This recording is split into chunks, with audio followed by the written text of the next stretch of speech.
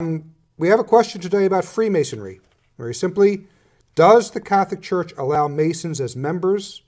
Can they be part of the clergy? And if not, what if you know the clergy are Masons? Can anything be done about it? So there's three questions there. Well, first of all, I think the first thing, does the Catholic Church allow Masons as members? Now, what does it require for a person to be Catholic? He has to, St. Paul writes about one Lord, one faith, one baptism. So to be a Catholic, we have to be baptized into the Catholic Church. That's the first thing. The second thing is that we have to have the same faith, one faith. That's the faith, Jesus Christ, the same today, yesterday, and forever. So it's the same faith that the apostles had, same faith that they had in the 1st century, 2nd century, 3rd century, 5th, 6th, 7th, all the way up to our time. It's the same faith. And so we can't be believing something contrary to that faith. Either if I believe this has got water, this is water in here, then I know it's not wine, I know it's not vinegar, I know it's not Coca-Cola. I don't know, I know it's not a lot of things because I know it's pure water, simple water. So obviously the truth, I can't believe a doctrine and believe the opposite doctrine at the same time. I got to believe one, therefore I have to not believe the other ones.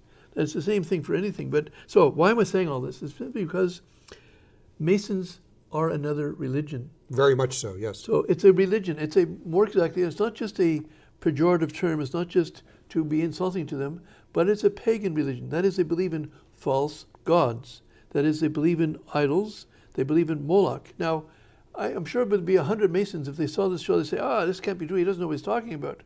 Well, I would just simply ask them, at what level of Masonry are you at? Because as it says in Scripture, and speaking of Masonry as well, it says that iniquity has lied to itself. So why do they have these 33 degrees before they get to the 33? Why do they have these? They jump a few, I know that. But the point is, because they tell them one story at the first level of Masonry, another story at the second level, it's the secrets of Masonry, and they'll contradict, but by the time you get to the 33rd degree, you know that the stuff they told you before was all false, or a good part of it was false. But essentially, Masonry is a religion. It's a pagan religion, believing in false gods. Ultimately, at the 33rd degree, they believe in Satan. They will adore Satan. That is Lucifer.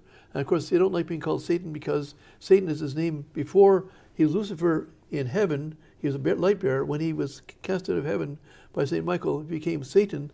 He was in the Prince of Darkness. But the point I'm getting at is simply that at the 33rd degree and higher, there's more than 33 degrees, they adore Satan. They follow Satan. And so if they're going to follow Satan, then they've broken their fundamental vow of their baptism. Do you renounce Satan, his pomps, and his works?